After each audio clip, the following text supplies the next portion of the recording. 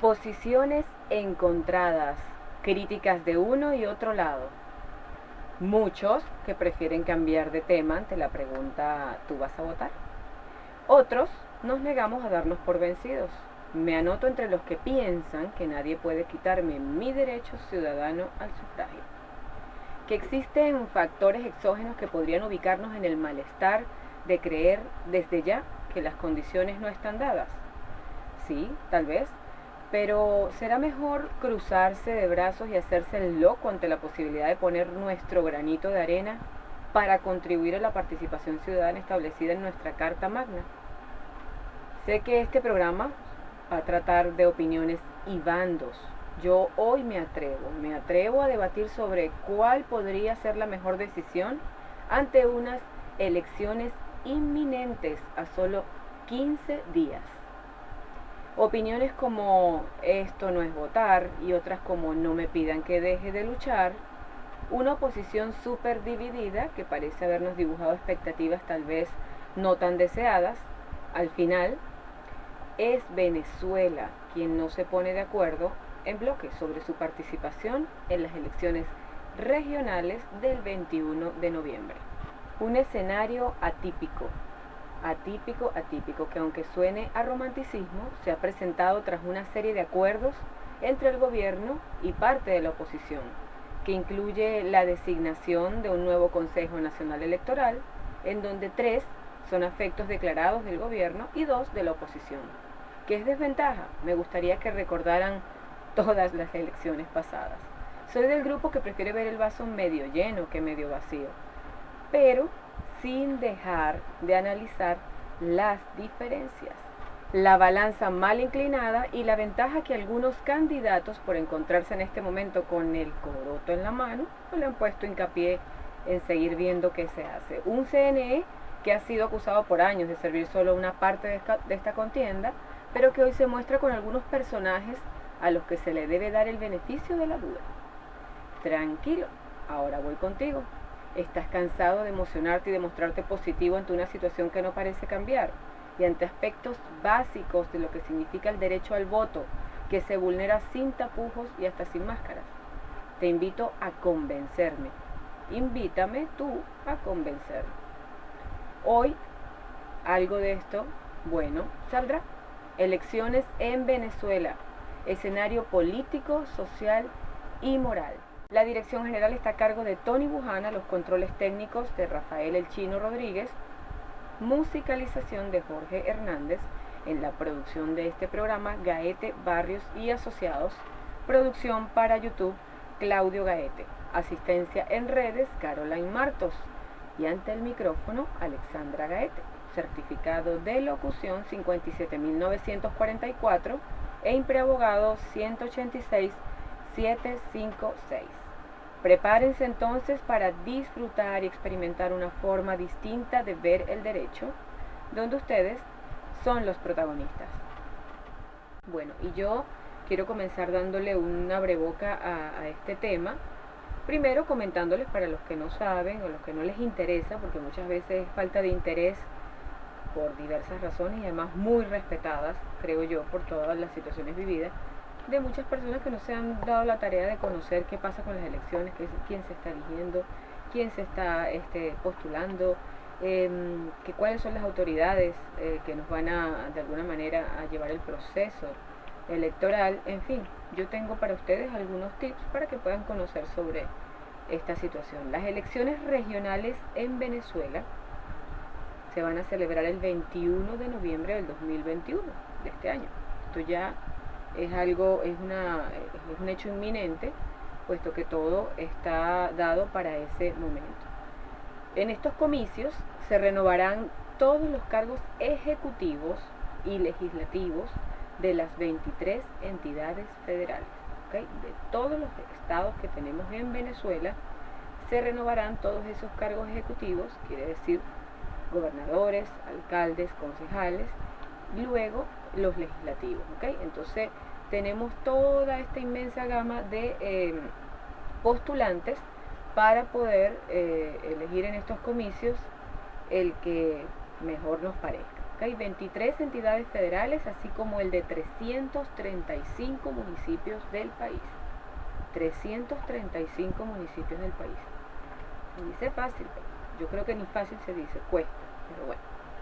Mucha gente para trabajar en pro del país, para ver cambios sustanciales que realmente a veces no sé por qué no sucede. Son 335 municipios, ya por ahí podemos ver una persona, un representante por cada uno de ellos. Y bueno, ojalá que algunas cosas que están pasando en este momento cambien. Bueno, también les puedo decir que se realizarán estas elecciones el 21 de noviembre y que la Asamblea Nacional de Venezuela derogó la ley de regularización de los poderes estadales y municipales, permitiendo la convocatoria de elecciones conjuntas de gobernadores y alcaldes el mismo año. ¿Okay? Esto es una ley derogada donde antes se hacían en diferentes tiempos y en este momento está siendo el mismo año, por eso se nos junta tanta gente. Posteriormente fueron designados nuevos rectores del Consejo Nacional Electoral, espero que los hayan seguido. Yo desde el momento que empezaron a nombrarlos empecé a verificar la hoja de vida de cada uno de ellos, porque uno debe hacer esto para criticar, si no es mejor no comentarlo.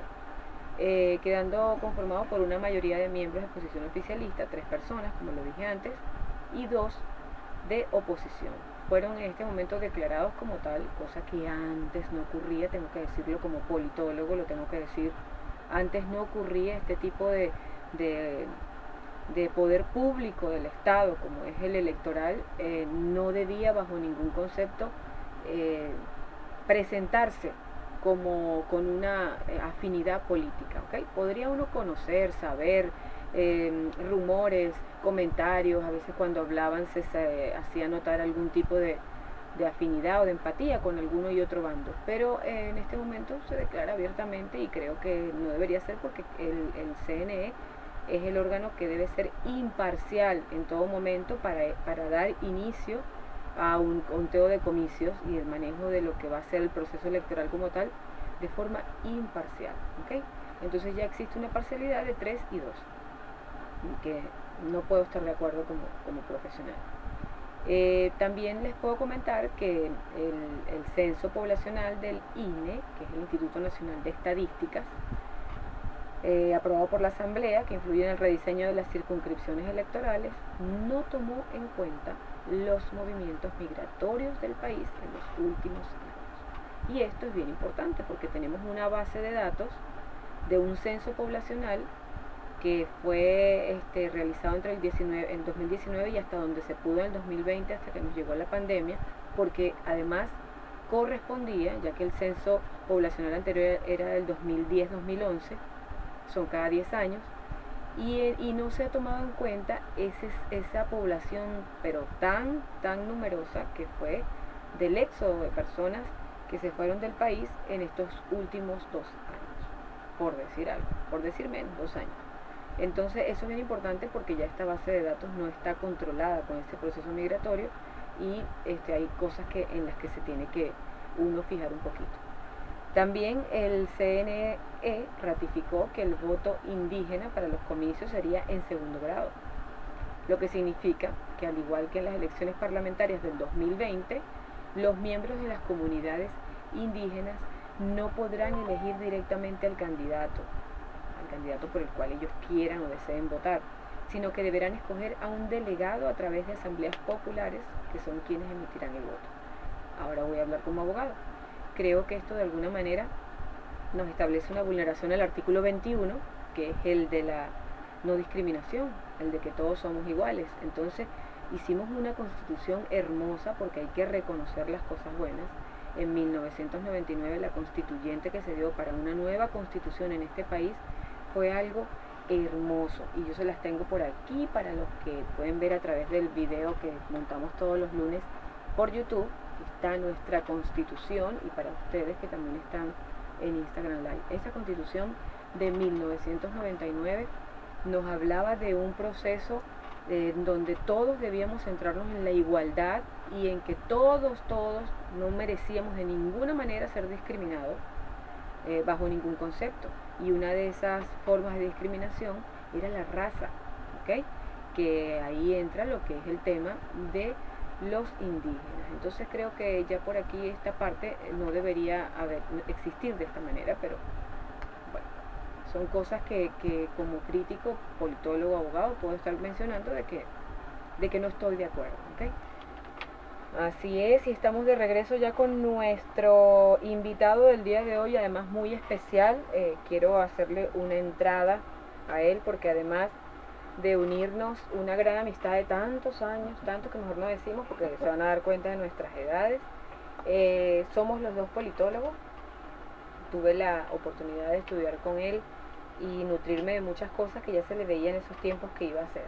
Es que Leandro Rodríguez Linares es politólogo, es articulista, un articulista muy interesante, porque además te mencionan mucho por ahí, para bien o para mal te mencionan. Gracias. Dicen por ahí que hay que no importa que hablen mal de uno, pero que te Que pongan mal, en la palestra. Que hablen mal o que hablen bien, pero que hablen. Que hablen, exacto. Y aquí tengo una lista de todas las, donde para quienes escribes tus artículos de opinión política, El Liberal, Opinión y Noticia, Punto de Corte, Noticias Hoy, Aporrea, El Informador, Se Dice Libertad, Diario de Noticias, Entorno Inteligente, y fuera del país, el New Herald, esto no lo sabía, Leo, Diario Palmero, Diario Canarias, en España, El Universal, en Uruguay, La Opinión en Ecuador, La Opinión en Perú y el New York Times.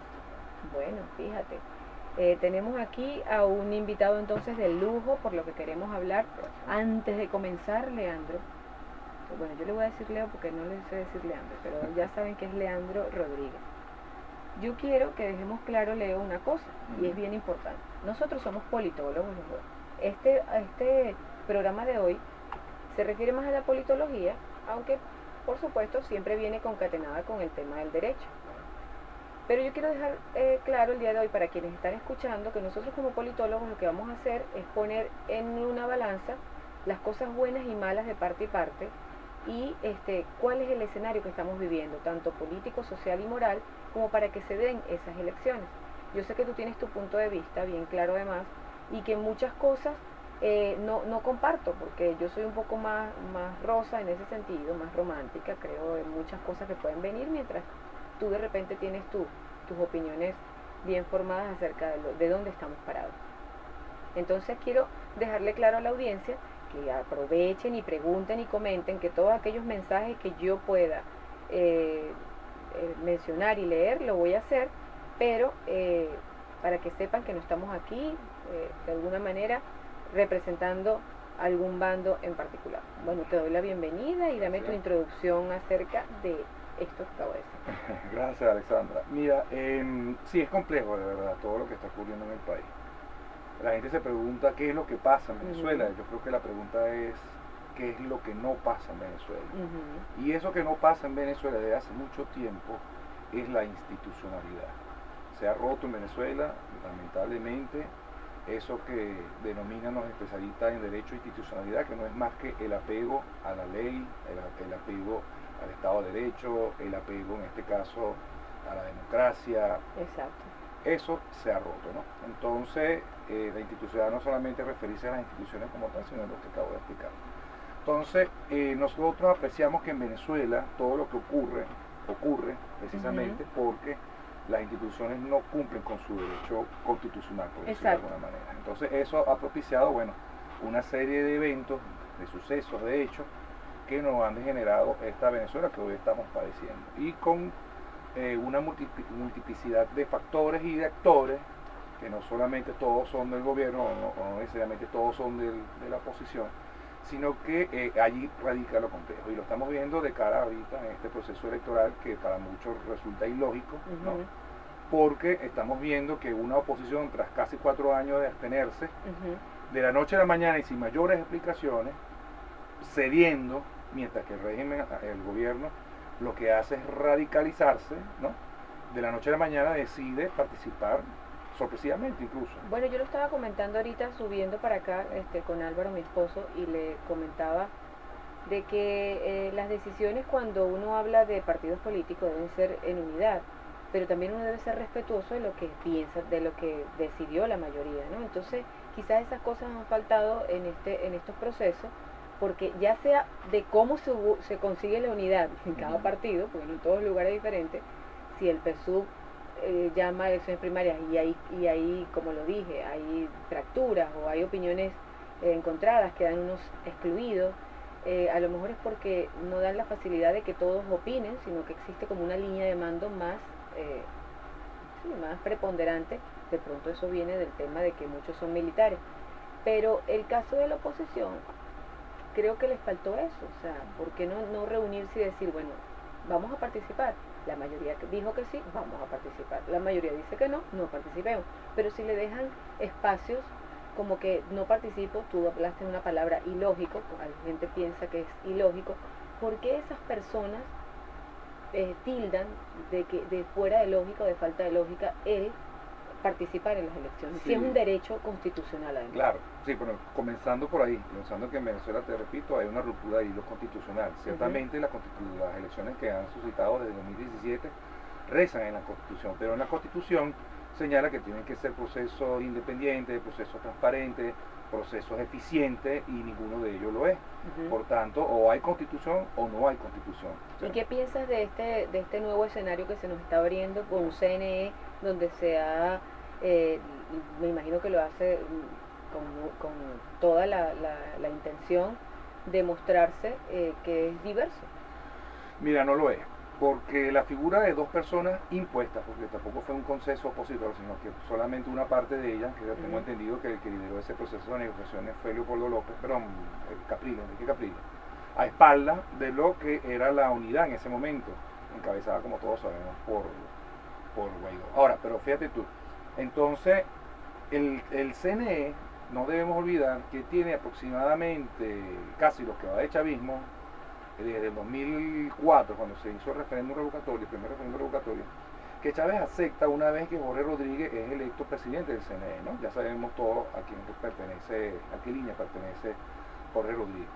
Entonces, desde ese entonces, del 2004 hasta la fecha, estamos hablando de 18 años aproximadamente, el CNE ha sido única y exclusivamente de agentes pro gobierno, es decir, la incorporación de dos elementos que presuntamente son opositores, y no tenemos que dudarlo, vamos a suponer que sí lo son. Que sí, porque yo estuve leyendo sobre la carta, de la hoja de vida de ellos dos, y son gente respetable. Claro, ¿no? Márquez y Pinzón, ¿no? Ajá. Es correcto. Entonces ellos, suponiendo que efectivamente son oposición, dos personas no pueden contra un mare magnum diseñado milimétricamente por el gobierno, que es este monstruo que representa el CNE. Digo monstruo por su capacidad, por su importancia.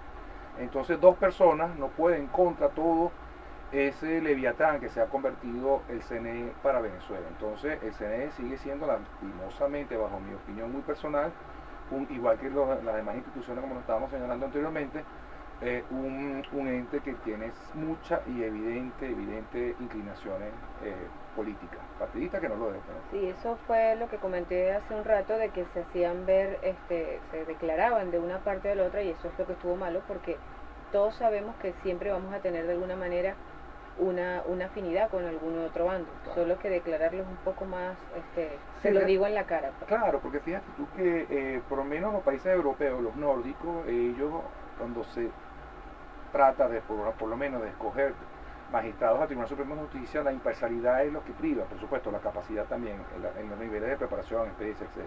Pero la independencia es muy importante. ¿Por qué? Porque precisamente una justicia parcializada no es justicia. Entonces aquí vemos cómo los titulares de los poderes que debían ser independientes de Venezuela son ocupados por personas que hasta minutos antes de ser electos, elegidos o nombrados, formaban parte activa de la militancia del partido de gobierno, ¿no? Y eso es algo que incluso estas dos personas, bueno, aunque Roberto Pinzón, Roberto Pinzón, él no ha tenido una militancia abierta, declarada, pero Enrique Márquez sí, por UNT, en un principio, creo que después se separó, pero bueno, pero siempre ha tenido una militancia. Esas personas, digamos, con esas inclinaciones, bien sea a favor del gobierno o a favor de la oposición, no deberían ocupar estos cargos que repito, lo más importante, aparte de la preparación, la experiencia, es la imparcialidad. Bueno, fíjate que en función de lo que estás comentando, yo tengo algunas opiniones sobre el tema de la oposición. No soy de las personas que critica a uno a otro porque hay que estar en los zapatos de cada quien. O sea, hay que estar en los zapatos de ser oposición, hay que estar en los zapatos de ser oficialismo en este país con tanta divergencia o con tanta separación de alguna manera desde lo social, político, moral, económico, en fin. Ya muchas personas están escribiendo y voy a leer un mensaje que encierra los que vienen después. Porque ustedes saben, no se pueden portar mal, no me pueden estar escribiendo eso, no entienden. Entonces, los saludo porque siempre son gente que está muy pendiente del programa: Alejandro González, Sandra Muñoz, está Adriana Álvarez, y dice el primero: buen día Alexandra, tema delicado, cómo entrar en aguas turbulentas, suerte. ¿Okay? Lo que viene para abajo ya más o menos pueden imaginarse, pero lo que yo sí quería establecer de alguna forma es que yo siento, Leo, y no sé, sácame de dudas si es así, pero yo siento que la oposición es como que realmente no está segura de nada. No es que tengan su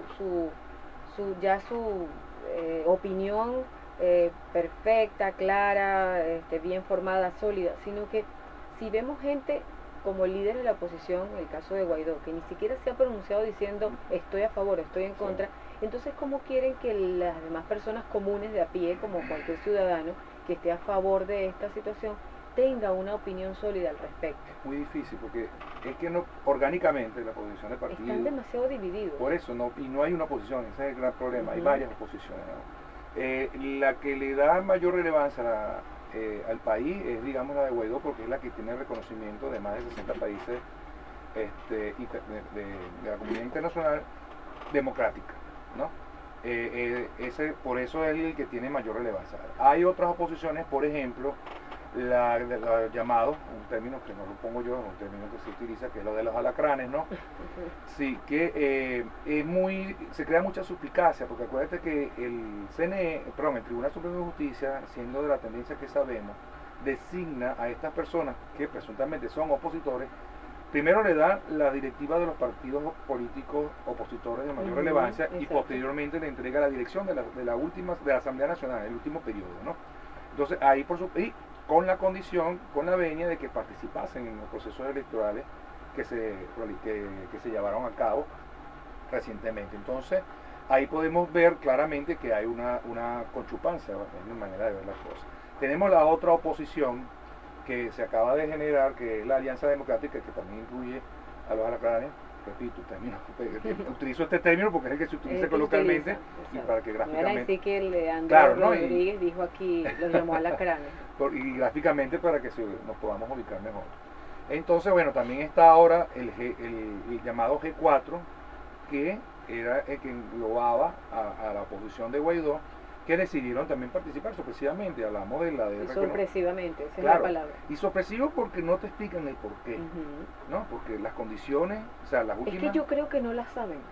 Es que porque es difícil, o sea, yo me pongo a ver, pero que empiezo a leer cosas de parte y parte, no es como este caso, de una noticia que sale en el Impulso y dice: integrantes de la Cátedra de Derecho Constitucional de la UCB rechazan elecciones, ¿ok? Entonces, son temas que de pronto como gremio aparecen bien posicionados acerca de un tema como tal, pero cuando queremos escuchar lo de los líderes, no tenemos una noción clara de qué hacer. No, exacto, porque los mismos criterios que ellos están utilizando hoy para decidir o para explicar entre comillas, no, pero de justificar su presencia en el 21N, oye, son las mismas condiciones que existían en el 2017 con la Asamblea Nacional Constituyente, con las posteriores gobernaciones regionales, municipales, pero presidenciales. Hay una diferencia, Leo, y yo tengo que decirlo, o sea, son las que corresponden, son las elecciones que corresponden. Anteriormente hubo un llamado a elecciones que no correspondían, que fue como una especie de invento, y yo fui una de las que dije, no, pero es que no corresponde ir y no iré. Tampoco hice campaña para no ir, porque cada quien está en su derecho. Pero no lo vi consecuente con lo que establece la ley. Es que ese es el problema. O sea, fíjate tú, en el 2015 cuando asume la Asamblea Nacional, digamos la opositora,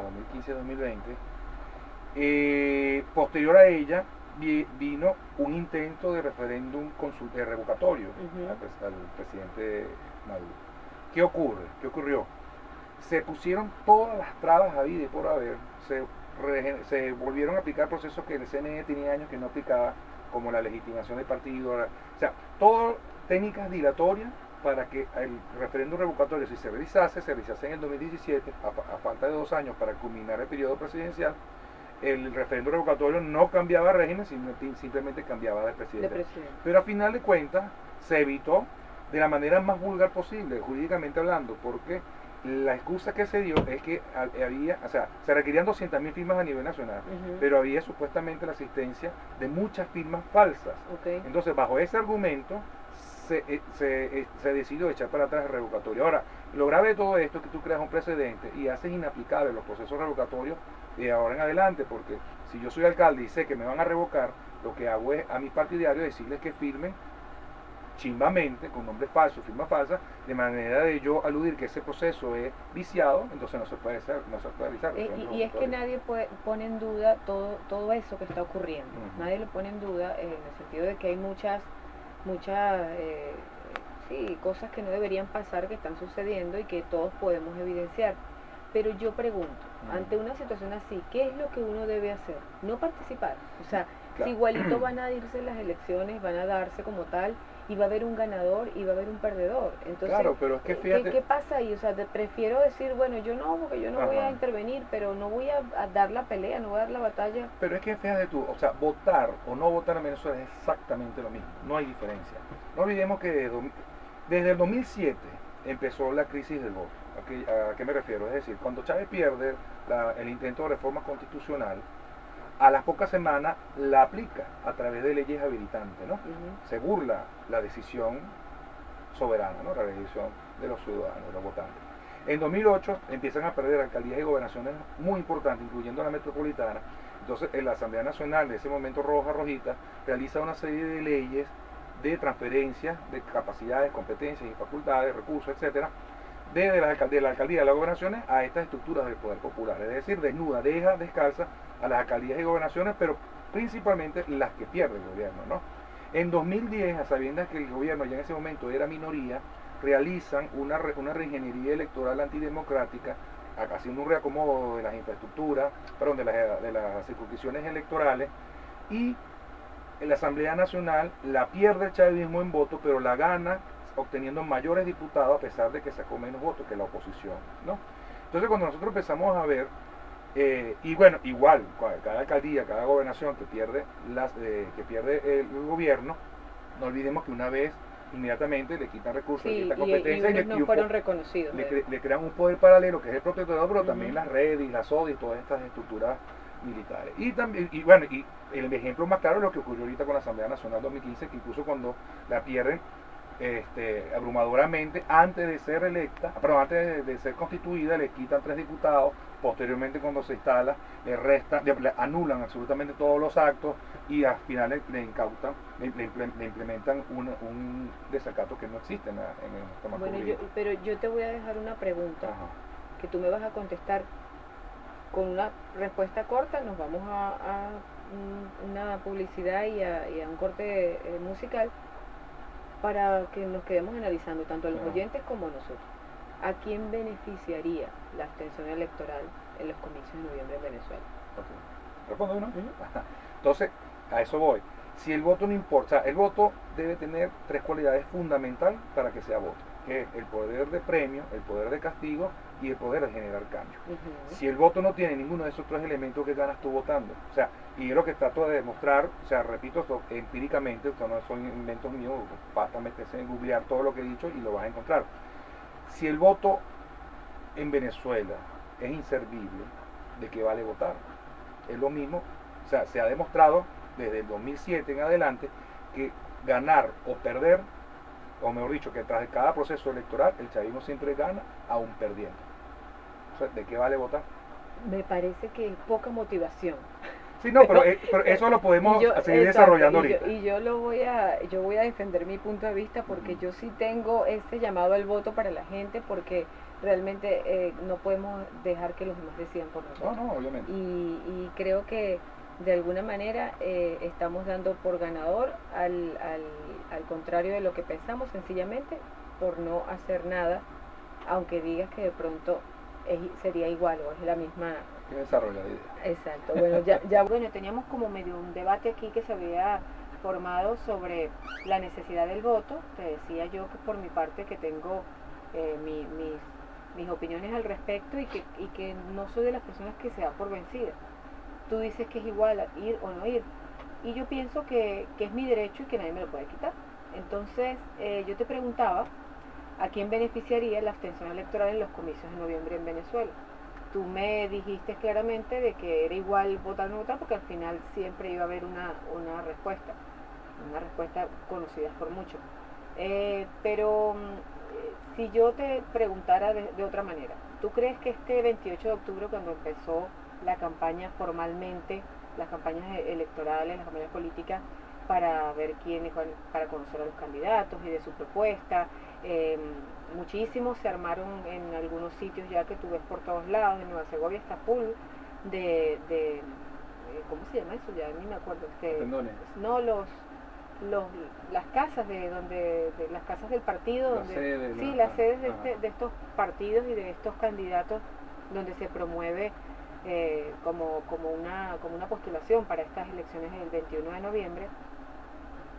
Yo te podía preguntar si la oposición dio alguna muestra para incorporarse en estas elecciones, porque yo venía siguiéndoles el paso de que qué decían, y eran posiciones muy divergentes. O sea, escuchabas a una Delcy Solórzano radicalísima por un lado, mientras escuchabas a otros diciendo que había que votar, que había que participar y que había que unirse para estos nuevos comicios.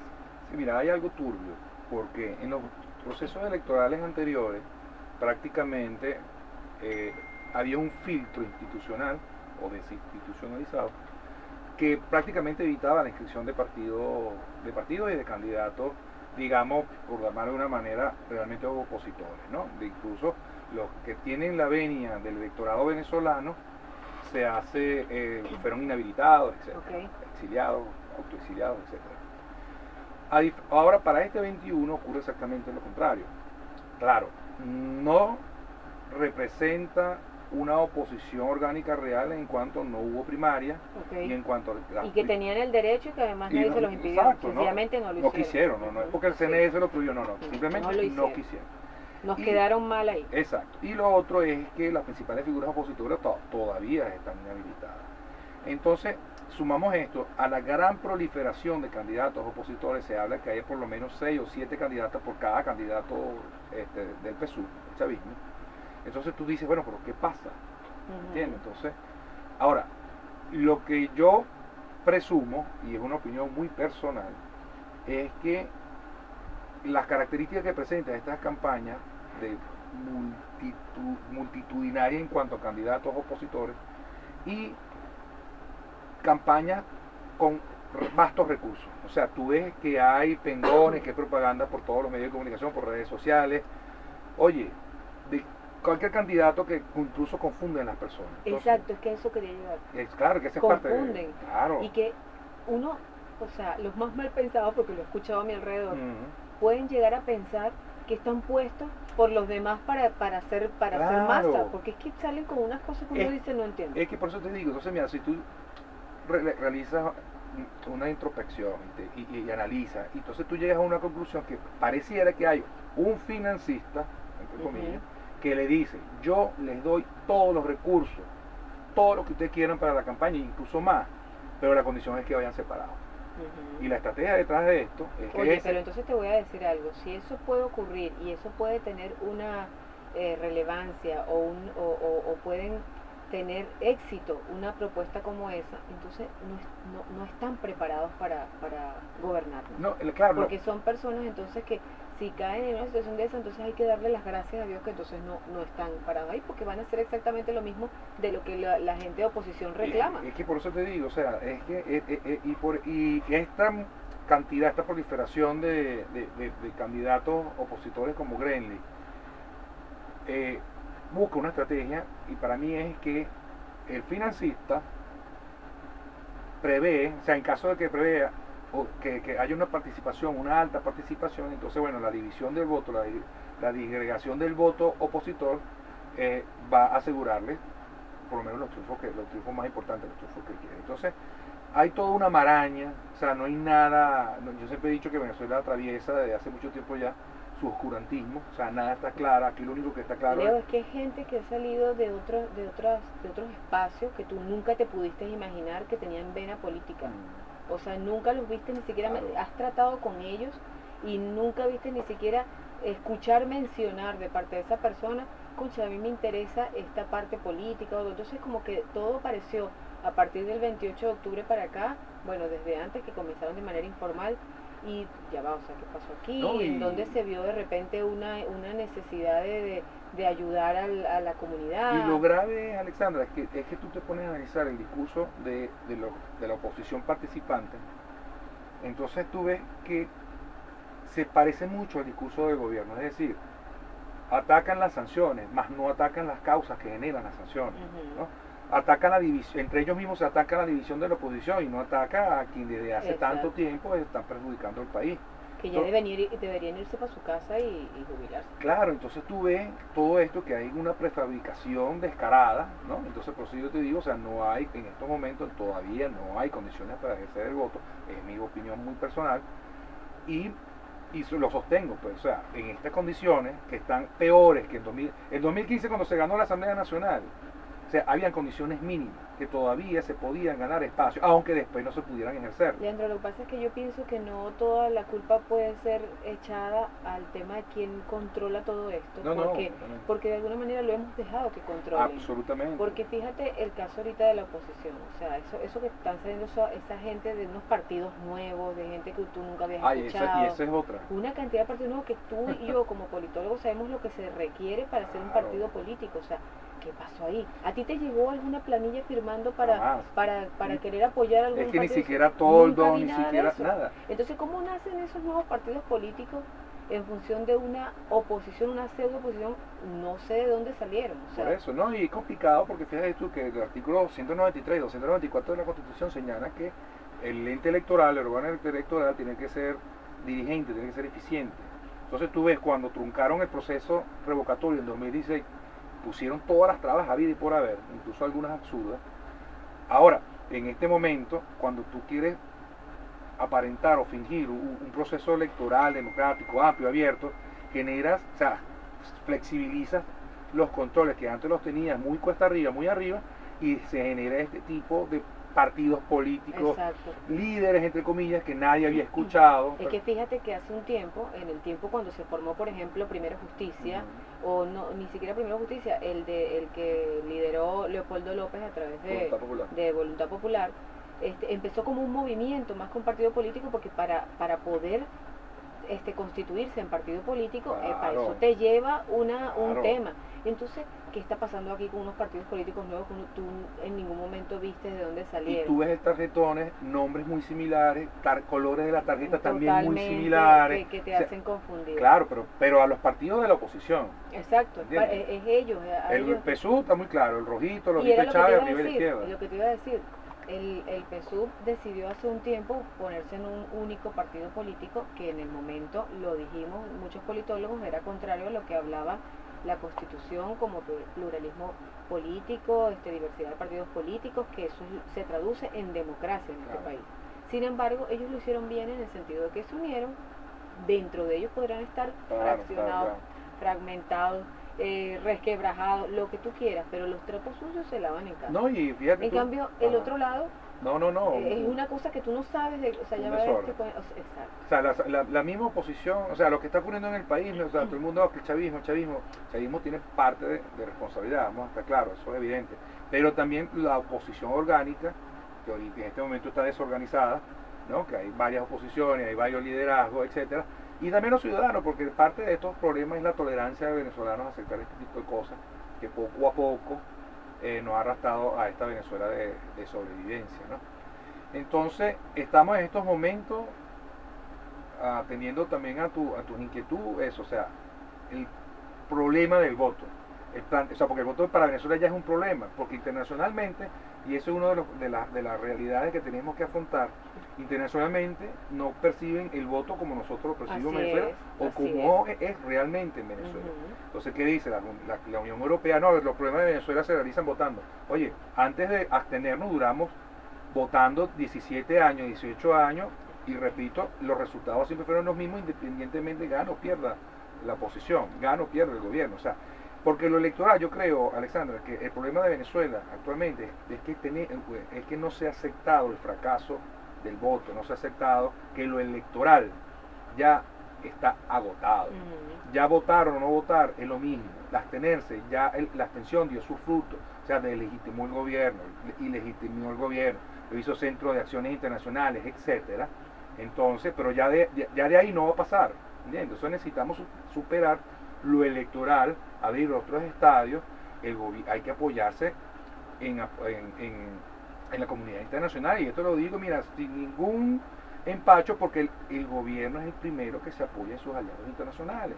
Entonces, claro, todo vamos a hacer alguna aclaratoria aquí, y todo, por supuesto, que no contravenga, de la manera que no contravenga lo escrito en la Constitución. Pero entonces, es un esfuerzo titánico que tiene que hacer la población venezolana contra un status quo que se ha apoderado de los recursos, de las instituciones, de las armas de la República.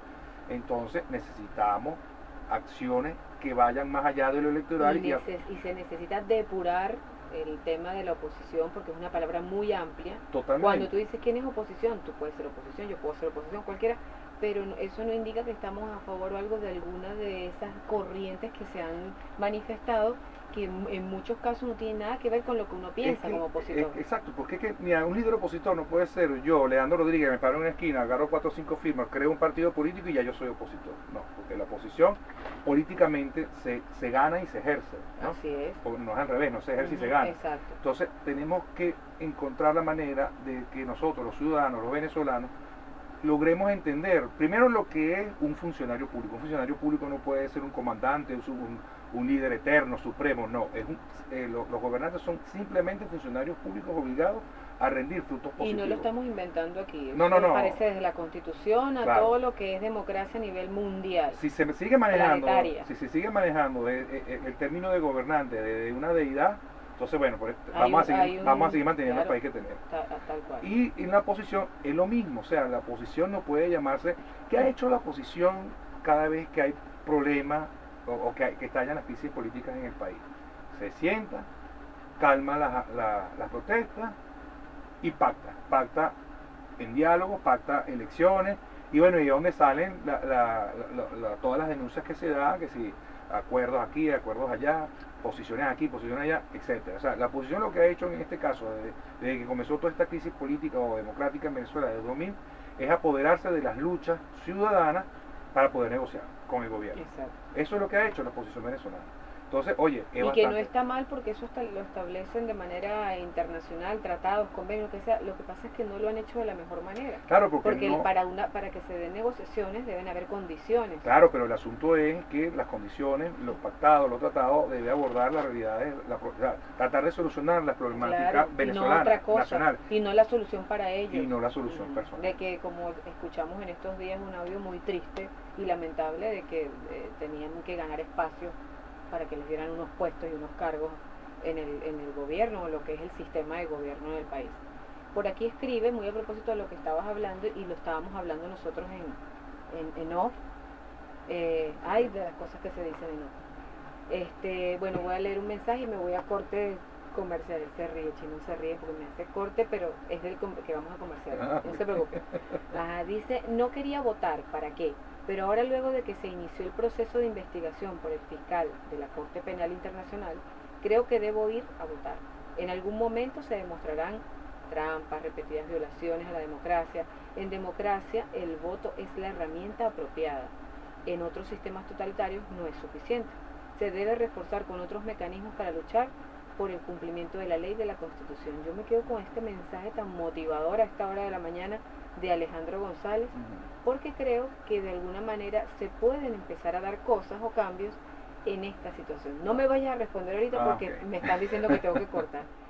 Con el licenciado politólogo Leandro Rodríguez Linares, articulista de distintos medios de comunicación, tanto dentro del país como fuera, además que tiene una trayectoria bien interesante como analista político. Estuviste dentro de la Asamblea Nacional, ¿verdad? Hasta marzo de este año, 17 años. 17 años, hasta marzo de este año. Sí. ¿Te fueron? Me fueron. Sin explicaciones. Sin explicaciones, por Chao. favor. Cualquier cosa se pueden comunicar con él a través de su Instagram, @LeandroTango. Y Twitter, Instagram, todo es Leandro Tango. Ahí lo pueden seguir porque, por cierto, por aquí te están escribiendo y dice un mensaje bien larguito y sé que sabes, José Luis Ávila, es un abogado que no tengo el gusto de conocer, pero siempre nos escribe, que no puedo leerte todo tu mensaje, ya sabemos por qué, pero al final dice totalmente de acuerdo con el politólogo. Saludo, feliz día sábado lleno de bendiciones. Él hace siempre unos análisis bien interesantes de los temas que tratamos y bueno, él tiene su posición aquí bien directa sobre el tema, que es sobre lo que más o menos has estado tú estableciendo en el programa. También escribe Roberto Gaete, ¿lo conoces? Más o menos. Dice: el voto es un derecho democrático y universal para elegir a nuestros servidores públicos. Sin embargo, en nuestro país no tiene la misma connotación. Es que, mira, para hablar de democracia, así como describimos lo que era el voto, igual, la democracia, claro, hay democracias imperfectas, como por lo menos lo fue la Cuarta República, la denominada Cuarta República Venezolana, con todos los defectos que podían tener, pero era civil, era perfectible, ¿no? Entonces, algo que yo le digo siempre a las personas que me leen o que me pueden escuchar como en este momento, es que nosotros, la política es realidad, la política es 100% realidad. Si nosotros no entendemos dónde estamos pisados, mira, obramos mal. Es verdad, o sea, el voto es la herramienta más importante en la democracia, se deben ocupar todos los espacios posibles, porque si no son ocupados por otros, etcétera. Todo eso lo sabemos, pero eso es en democracia. Lamentablemente en Venezuela la democracia también dejó de existir y tenemos, vamos a llamarlo un modelo mixto porque efectivamente hay ciertas libertades, Alexandra, porque si no, no estuviéramos aquí. Así es. Pero hay muchos condicionantes, hay asteriscos, como dicen los o sea, que creamos un nuevo sistema de gobierno. Claro, porque fíjate tú qué es lo que está pasando. Bueno, si nosotros, para poder ejemplificar un poco, si nosotros miramos hacia Nicaragua, van a haber elecciones, pero esas elecciones, ¿cómo son? Bueno, han detenido, han privado de libertad aproximadamente 26 líderes opositores, que eran los que tenían mayor chance, ¿no? Y Daniel Ortega, bueno, los apresó y ahora está llamando a un proceso electoral. Aquí inhabilitan, aquí también apresan o presionan tanto para que la persona se exilie, etcétera. O sea, es mentira. La Venezuela que nosotros vemos en los medios de comunicación es totalmente ficticia, no se asoma ni siquiera un 5% de lo que está pasando realmente, ¿no? Entonces, cuando tú ves este tipo de limitaciones, a mí mismo te comentaba que semanalmente diarios me dicen: mira, Leandro, lo siento, pero no podemos seguir escribiendo, publicándote, así como hay otros que después lo hacen, ¿no? Pero entonces, cuando tú ves este tipo de condicionantes, o sea, tú comes, pero vas a comer lo que yo quiera. Por ejemplo, en el caso de las comidas, de las cajas CLAP, yo te apoyo tu emprendimiento, pero tiene que ser colectivo, o sea, te condiciona tus libertades económicas, te condiciona tus libertades políticas. Entonces, cuando tú ves esta serie de condicionantes, y cuando tú ves que el motor de todo esto es presuntamente un juego electoral, entonces tú dices: oye, ¿estamos enfrente de qué? Estamos enfrente de unas realidades. Lo mismo pasa en Rusia, al liderazgo opositor se persigue. Lo mismo pasa en Bielorrusia, lo mismo pasa en Turquía. Entonces, vemos diferentes mecanismos. Pero yo voy a llevar ese ejemplo que tú estás dando a lo que es la casa de uno. Si uno, como tú sabes quiénes echan broma, y tú lo debes saber, pero de sobra, los adolescentes. ¿Cómo echan broma, verdad? Yo tengo una y creo que vale como por 10. Y uno es como en la casa, uno va permitiendo que ellos hagan, y no existe una fuerza del otro lado que diga para. Estas cosas van a seguir, en su momento vamos a estar dándonos cuenta, lo comentaba con una amiga en estos días, se nos suben a la cabeza y se hace lo que ellos dicen, eso es lo que mandan en la casa. Eso es lo que sucede en Venezuela. O sea, no puedo mantenerme quejándome todo el tiempo de que mira lo que me hacen, que no puedo hablar, que no puedo decir, si hemos permitido tantas cosas. Cuando yo veo una oposición fragmentada, donde no se pueden sentar juntos, donde uno critica al otro y le saca los trapitos sucios, donde hacemos campaña para desprestigiar a un integrante de esa oposición porque sencillamente vemos que tiene más chance que el otro de ganar. Entonces, yo creo que ahí es donde radica el problema de este país. Claro. Que les dejaron, ellos dirán, los del otro lado dirán, bueno, pero ¿dónde me han hecho fuerza necesaria como para yo dejar de hacer lo que hacemos, que parece que estuviera todo el mundo apoyándolo, porque sencillamente Sí, porque no pasa nada? al final sí, porque es que mira, fíjate tú, es complejo. La insisto en lo de la realidad. O sea, si nosotros no sabemos dónde estamos pisando políticamente, mira, en nada se avanza. Yo creo que más bien retrocedemos. Si tú preguntas a los venezolanos, ¿ustedes quieren que la solución del país, de los problemas políticos del país, los problemas económicos, sociales, sean por vía electoral? Por supuesto que el 90 y pico % te va a decir que sí. Pero si tú vuelves a preguntar, pero usted votaría en las actuales condiciones, bueno, te dicen que no. Hasta la última elección el 70% decía que no, y de hecho lo manifestó Claro, pero el día de las elecciones. tú estás diciendo una pregunta que ya de por sí tiene una respuesta, o sea, es como que, pero entonces tú estás de acuerdo que después que nos pasó esto y esto y esto, no, pero tú eso vayas a vamos. votar. Pero sencillamente, claro, puede ser que sí, Leo, no tengo duda de pronto de la veracidad de eso. Pero ¿qué hacemos? O sea, nos quedamos esperando que vuelvan a pasar los 3 años para otra, o los que corresponden de presidente. O sea, eso no va a hacemos ocurrir, nada. Alexandra, eso va a ocurrir si se sigue votando en estas condiciones. Uh-huh. O sea, ¿Cómo cambiar eso? Bueno, ahí está el problema. Mira, el problema que tenemos nosotros y ahorita los venezolanos es que tenemos varias oposiciones divididas. La posición electorera, la posición alacrán, el G4, Guaidó, que aparentemente está solo. Que no dice nada. Y no dice nada porque, bueno, es porque a él se le hace difícil. O también es que cada vez que dice le caen en Claro, porque es que tienes 4 posiciones y tienes un gobierno, y tienes el oficialismo, o sea, tienes 5 posturas radicalmente distintas en contra de él. Entonces, y para él se le hace muy difícil explicarle a la comunidad internacional, o sea, que los problemas de Venezuela no se van a solucionar electoralmente. Porque no lo entienden. Porque no lo entiende, por eso te digo. Eso es fuera de la democracia. La percepción del voto es sumamente es distinta digamos, en la visión europea. Es muy distinta a lo que en Latinoamérica, porque no solamente Venezuela, pero en el caso venezolano en particular, es sumamente complejo. Ahora, en Venezuela, ¿qué es lo que hay? Lo que estamos hablando hace poco. Y mira, y lo digo sin ningún miramiento, porque aunque para uno es vergonzoso, bochornoso, para otro es un elogio. En Venezuela lo que se está implantando desde hace tiempo es un modelo castrista. Listo.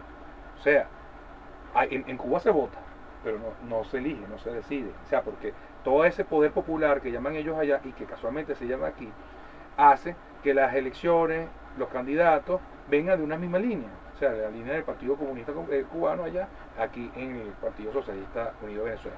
El Estado comunal, ese que creo que lo hablamos la última vez que estamos aquí. Que dicho sea de paso, tengo que defender la teoría de esos estados comunales y de lo que es participación ciudadana en Venezuela, claro, porque la Constitución lo dice de una manera bellísima. Claro. El tema son las personas que han manejado ese Es que el problema, mira, el problema de la participación ciudadana en Venezuela es que sea partidizado. Y una que no puede ser. Entonces, a pesar no puede ser, métete en esto, porque si tú tienes que inscribirte en este partido para poder recibir la bolsa. Tienes que inscribirte. Tú ves comunidades, comunidades, Alexandra, con cloacas rodando por la calle, sin canchas deportivas, sin iluminación y tal, hablando de las líneas partidistas en la Asamblea Ciudadana, ¿no? O sea, en vez de abocarse a los problemas reales. Y el plan era perfecto, la ley estaba perfecta. Claro, entonces tú ves, nosotros, una de las diferencias que hay de la Constitución anterior a la actual, es que la democracia pasó de ser representativa en el 61 a participativa, supuestamente. Así es, y pero el cambio iba a ser grande. Pero esa es la teoría. Pero lamentablemente la práctica ha sido absolutamente contraria. O sea, somos más representativos que nunca. Entonces, eso es como... Pero eso de quién será la responsabilidad, porque si en la ley aparece que esto no va a haber miramientos de partidismo, porque es participación ciudadana, todos pueden claro, pero es lo que estamos hablando. ¿Qué pasa? ¿Quiénes son los garantes de la Constitución? Las instituciones del Estado y todas sus dependencias, todos sus organismos. Ahora, si no hay institucionalidad, si la institucionalidad está partidizada, entonces, ¿qué es lo que ocurre? Justamente lo que estamos viendo en Venezuela.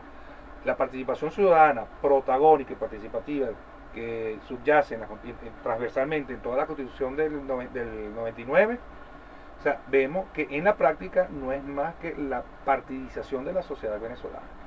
Antes comenzaron con los círculos bolivarianos, después tuvo un valor preponderante las cooperativas. Los consejos comunales. Y después hasta en 2004, 2005. Y las cooperativas cuando nacieron, Por luego porque trabajé en eso. Es que hicimos cooperativas a nivel nacional claro, espectaculares, claro, de ayuda al pueblo, como por ejemplo panaderías populares, donde la gente se iba a beneficiar de ser dueños de un negocio en comunidad, iban a vender más económico porque se iban a saltar algunos claro, las cadenas de comercialización. Habían proyectos hermosísimos y los trabajé directamente con gobernaciones, tanto oficialistas como de oposición. Bueno, y era perfecto. El proyecto, como digo, ¿qué pasó? Entonces dejamos entrar cosas que no eran por supuesto, porque es que convenientes. es como te digo, o sea, es la cubanización de Venezuela, o sea, es la clientización de la democracia, bueno, de la pretendida democracia. Entonces, todos esos esfuerzos participativos, como te digo, de los círculos bolivarianos, las cooperativas, los consejos comunales, los consejos locales de planificación, comunas, etcétera, lo que han creado es un clientelismo estatal, pero barbárico. Así es.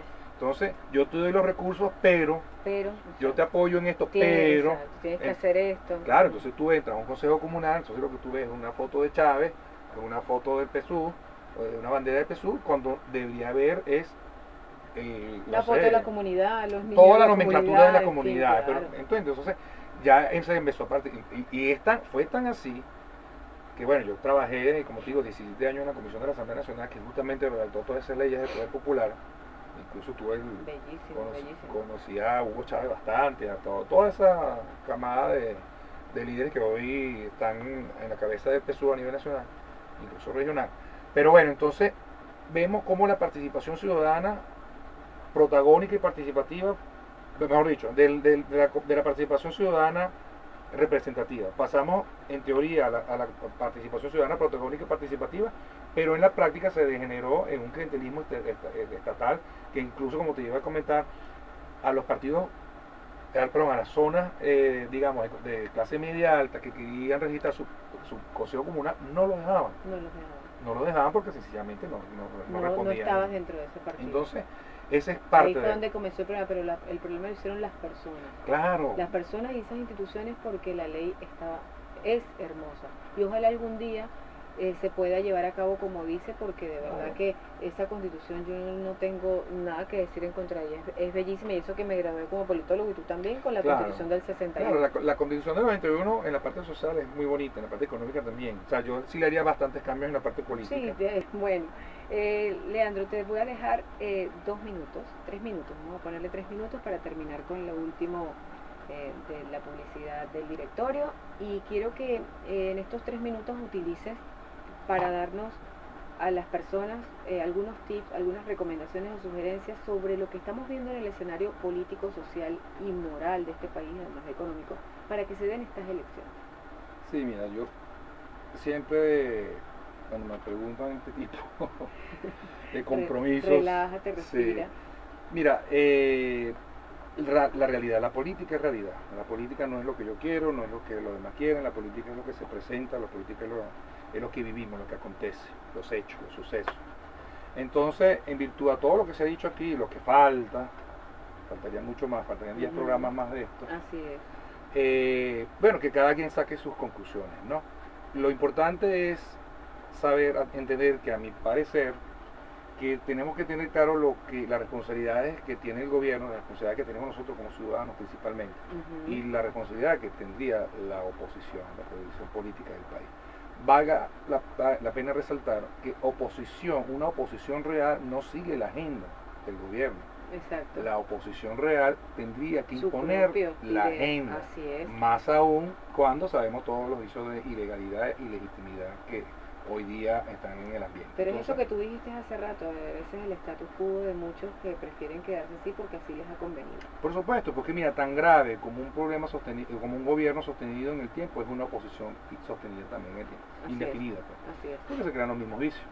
Entonces, bueno, cada quien saque sus propias conclusiones, el voto es una herramienta fundamental, pero en democracia, y tenemos que saber cuándo es bueno, cuándo es malo, cuándo es bueno abstenerse, cuándo es malo abstenerse. Entonces, creo que en Venezuela están dadas las condiciones para que podamos llegar cada quien a reflexiones propias, tratemos de escuchar siempre los dos bandos, no nos enfrasquemos en lo que dice el gobierno, no nos enfrasquemos en lo que dice la oposición, tratemos de sacar un poco de análisis, de conjetura. Somos inteligentes, por Dios, claro, analicemos nosotros. Y bueno, y cada quien tenga a la mano su repertorio de analistas, de juristas, o sea, políticos, jurídicos, económicos, para que podamos llegar a una conclusión, digamos, funcional en lo personal y para el país.